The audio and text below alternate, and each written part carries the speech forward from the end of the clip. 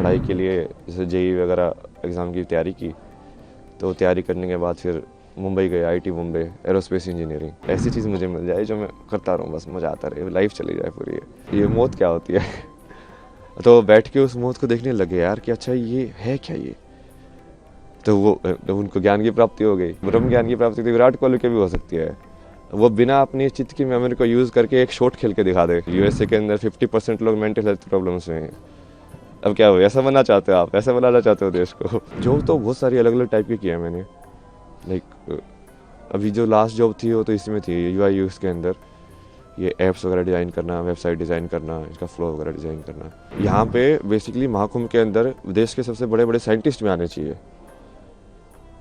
वो इसरो के साइंटिस्ट वही बैठ के तुम डिस्कस करो ना विज्ञान को, और वो बोलो उन बाबा को कि जो तुम्हारे पास ज्ञान है तो तुम इस चीज़ का भी जवाब दो जैसे इस सवाल पहले मुझसे कुछ पूछा था ना, कहाँ से आए हो तो उसको बहुत सारे जवाब देता था। वो कभी बोलता था कैलाश से आया हूँ, कभी बोलता था मैं कुंड से आया हूँ कभी बोलता था कि यहाँ से आया हूँ। बट फिर मुझे समझ में आया कि ये जवाब जो पूछ रहे हो उसके हिसाब से दो। ये पूछ रहे हैं कि हाँ अभी इस शरीर का जन्म कहाँ से हुआ है तो हाँ उसका वो तो हरियाणा में जन्म है मेरा, हरियाणा में झज्जर जो ज़िला है। तो स्कूलिंग वगैरह वहाँ से हुई। फिर उसके बाद पढ़ाई के लिए जैसे जेई वगैरह एग्ज़ाम की तैयारी की। तो तैयारी करने के बाद फिर मुंबई गए, IT Mumbai, aerospace engineering. Aerospace engineering के बाद वही उसको ऐसे समझ में आया कि ये आधा अधूरा ही है, कि इससे तुमको क्या मिलेगा। मतलब ठीक है पैसे तो मिल जाएंगे, बट वो क्या तुम वो वाली चीज़ पूरी लाइफ भर कर सकते हो क्या सेम। अब वो लाइफ भर यदि नहीं कर सकते हो मतलब तुम उब जाओगे उस चीज़ से। तो मेरे को वैसा चाहिए था, लाइक पूरा जवाब, लाइक हाँ ऐसी चीज़ मुझे मिल जाए जो मैं करता रहूँ, बस मज़ा आता रहे, लाइफ चली जाए पूरी। और उसकी खोज में तुम निकलते गए, फिर जैसे मीनिंग ऑफ लाइफ तुम ढूंढते रहते हो, यार ये लाइफ का मतलब क्या है, मुझे क्या करना चाहिए। आगे बढ़ते जाते हो, आगे बढ़ते जाते हो। उसमें बहुत सारे ऐसे रास्ते आए, बहुत सारी चीज़ें हुई बीच बीच में, यहाँ वहाँ मोड़ आए बहुत सारे। धीरे धीरे आके फिर तुमको वही फाइनली वही तुम वैसे ही देखते हो कि जो होना होता है वो वैसे ही होता है तो वैसे ही हुआ, सत्य तक पहुंचा मैं जैसे भी पहुंचा लड़खड़ा के भटक भटक के। फिर उसके बाद अभी तो जैसे फिर उसको समझ में आया कि अभी जो भारत का जितना भी ये वैदिक जो ज्ञान बोलते हैं या पुराना जो संस्कृति ज्ञान बोलते हैं, वो सारा का सारा उसी के ऊपर डिपेंडेंट है। मतलब अपने जितने भी हैं नाट्य शास्त्र या जो भी बनाए गए हैं वो सब आध्यात्म को केंद्र बिंदु लेके बनाए गए हैं।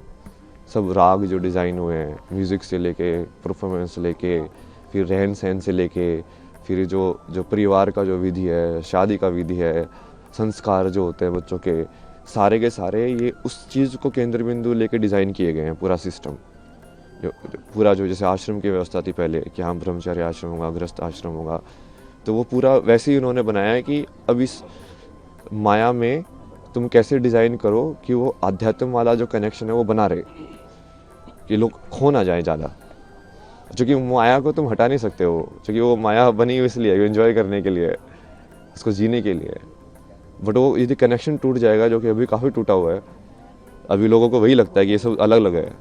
अलग अलग नहीं है, वही की चीज़ है वो।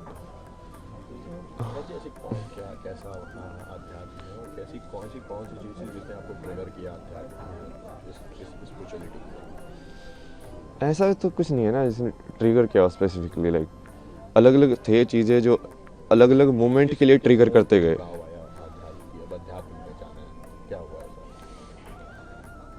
मतलब आध्यात्म आप किसको बोल रहे हो उसके ऊपर है ना जवाब। अब यदि तुम वैसे देखो तो किसी चीज़ सवाल के बारे में सोचना, बैठ के चिंतन करना, वो भी आध्यात्म ही है। चाहे मैंने कुछ भी पढ़ा हो या नहीं पढ़ा हो, शंकराचार्य को पढ़ा नहीं हो, विवेकानंद को पढ़ा नहीं पढ़ा हो, यदि मैं अपने में ही बैठ के सोच रहा हूँ, बैठ के जैसे रमना महर्षि थे, उनके दिमाग में एक दिन ये ख्याल आया कि ये मौत क्या होती है तो बैठ के उस मौत को देखने लगे यार कि अच्छा ये है क्या ये। तो उनको ज्ञान की प्राप्ति हो गई। अब आप क्या बोलोगे, क्या ट्रिगर था उसका, वो क्या जरूरी थी? कुछ जरूरी नहीं थी क्योंकि वो करने वाला तो अब वो आध्यात्म से रिलेटेड थे क्या नहीं थे, नहीं उन्होंने तो ऐसा कोई वो साधना नहीं की, कुछ संन्यास नहीं लिया, कुछ नहीं किया। तो उसमें भी वही है कि आप उस चीज़ को अलग करके देखोगे कि हाँ अध्यात्म में आ गए हो, ऐसा कुछ नहीं है।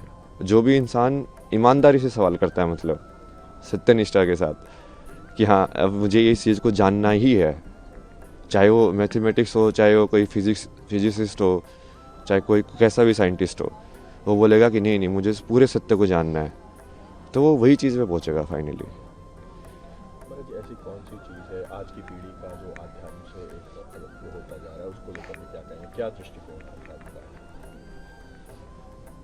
क्या चीज़ है जो इस पीढ़ी को अध्यात्म से अलग कर रही है?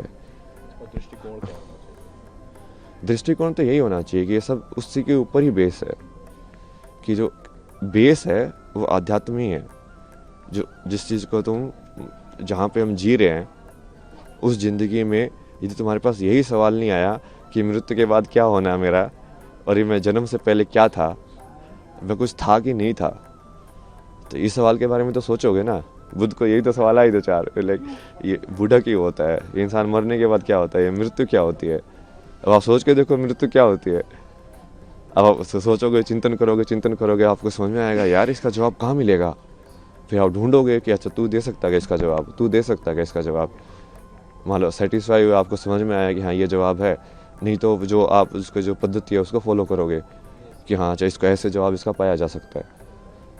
तो उसके वही बहुत सारे तरीके हैं, बट वो हर चीज़ वही से रिलेटेड है।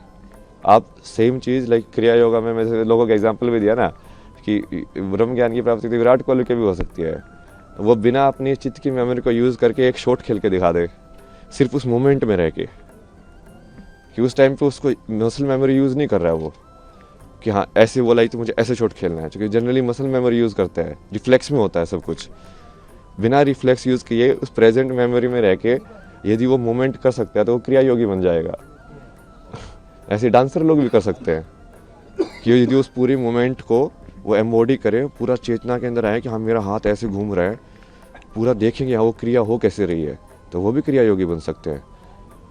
तो ये कोई ऐसा नहीं है ना कि वो असली ज़िंदगी से सेपरेट है, ये एक ही चीज़ है। वो बस आप कितनी डेप्थ में उसको देखना चाहते हो उसके ऊपर है।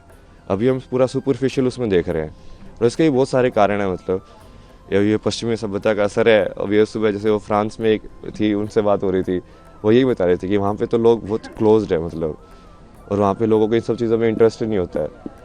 लाइक सब इंडिविजुअलिटी में और लाइक मटेरियलिज्म को और के चक्कर में पड़े रहते हैं, जो थोड़ा बहुत असर हमारे ऊपर भी हो गया, चूँकि वो अब हम हमारे पर वो राज करके गए तो हमारे अंदर इन्फीरियरिटी कॉम्प्लेक्स आ गया कि इनके अंदर कुछ तो बढ़िया होगा जिसकी वजह से ये हमसे पावरफुल बन पाए। तो हम फिर वो चीज़ को उसके पीछे पड़े हुए कि इनके पास जो था हम भी वही चीज़ सीखें ताकि वो चीज़ रिपीट ना हो। लेकिन वो सही अप्रोच नहीं है, क्योंकि उनके हालत देखो ना, यूएसए के अंदर 50% लोग मेंटल हेल्थ प्रॉब्लम्स में हैं। अब क्या हो, ऐसा बनना चाहते हो आप, ऐसा बनाना चाहते हो देश को? विदेशी जो होते हैं वो आध्यात्म की ओर आ रहे हैं, हमारे यहाँ आ रहे हैं, लेकिन जो हमारे लोग हैं वो कहीं ना कहीं विदेशी परंपरा को अपना रहे हैं, ऐसा ये यही है ना, उसकी वजह से वो ये अब जैसे आपके ऊपर मान लो कोई आपसे ज़्यादा ताकतवर है, तो आप सोचोगे यार इसके पास ऐसी कौन सी शक्ति है कि इसको ज़्यादा ताकतवर बना रही है मेरे से, तो आपका भी रुझान उसी की साइड होगा। तो आप सोचोगे यार ये लोग साइंस पढ़ के, ये एटम बम बना के, हथियार बना के ये दुनिया पे राज कर सकते हैं, तो मैं इससे बड़ा हथियार बनाऊं। तो सब उसी रेस में पड़ जाते हैं फिर वो, और उस रेस का तो कोई अंत ही नहीं है भाई। महाराज एक और क्वेश्चन है कि ऐसा क्या था अध्यात्म में जो आप इस ओर आए, इतनी सरल जिंदगी छोड़ के इतनी कठिन जिंदगी में आने का निश्चय किया, किस तरह का परिवार में क्या इसमें रिएक्शन बना आपका? नहीं, इसकी चॉइस नहीं होती ना रियल में। आप देखोगे ना बहुत सारे लोगों की यदि जीवनी कहानी पढ़ोगे तो आपको समझ में आएगा कि ये चॉइस होती ही नहीं है वो, क्योंकि तुमको यदि वो चीज़ की तरफ रुझान है ना, तो तुम इस लाइक उसको चीज़ तुमको खींचती रहेगी अपने साइड, उस लाइक वो बुलाती रहती है कि हाँ अब तुम जाते रहते हो उसके साइड, एक के बाद एक। तुम चाहोगे कि नहीं मैं फिर से लाइक इस चीज़ में जाऊँ मेन स्ट्रीम में, बट वो होगा ही नहीं, तुम खुशी नहीं रहोगे। अब तुमको हमेशा ऐसे लगता रहेगा यार नहीं यार ये मेरे लिए नहीं बना है, ये मेरे लिए नहीं बना है, तुमको कुछ और करना है, तुमको कुछ और करना है। किस तरह की जॉब थी मेरे, क्या जॉब थी आपकी? जॉब तो बहुत सारी अलग अलग टाइप की किया मैंने। लाइक अभी जो लास्ट जॉब थी वो तो इसमें थी UI UX के अंदर, ये ऐप्स वगैरह डिज़ाइन करना, वेबसाइट डिज़ाइन करना, इसका फ्लो वगैरह डिज़ाइन करना। उससे पहले जैसे जिसमें भी काम किया मैंने, ये ट्रैवल फोटोग्राफी या डिसोर्स करके एक प्रोजेक्ट है IIT बॉम्बे का, गवर्नमेंट स्पॉन्सर प्रोजेक्ट था। उसमें बेसिकली वो डॉक्यूमेंट करने के लिए इंडियन आर्ट्स एंड क्राफ्ट और हिस्ट्री को, तो उसके थ्रू ऐसे मैं बहुत जगह पे घूमा, बहुत सारी चीज़ें डॉक्यूमेंट किए मैंने, पुराने टेम्पल्स लाइक पेंटिंग स्टाइल्स और ये सब। उसके बाद जैसे इसमें भी काम किया मैंने, मैगजीन्स वगैरह में, फिल्म मेकिंग भी की मैंने, डॉक्यूमेंट्री फिल्म्स में मेरी लाइक फिक्शन फिल्म भी है बहुत सारा कंटेंट है भाई। महाकुंभ को लेकर के क्या संदेश देंगे, किस तरह की व्यवस्था है आपको, क्या व्यवस्था तो सही है।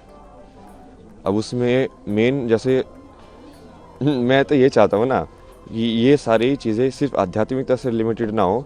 यहाँ पे बेसिकली महाकुंभ के अंदर देश के सबसे बड़े बड़े साइंटिस्ट भी आने चाहिए।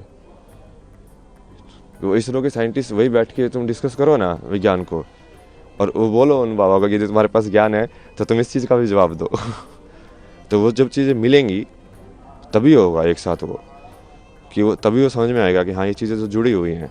अमर उजाला जीवांजलि के सारथी की मदद लें और महाकुंभ में स्नान जरूर करें।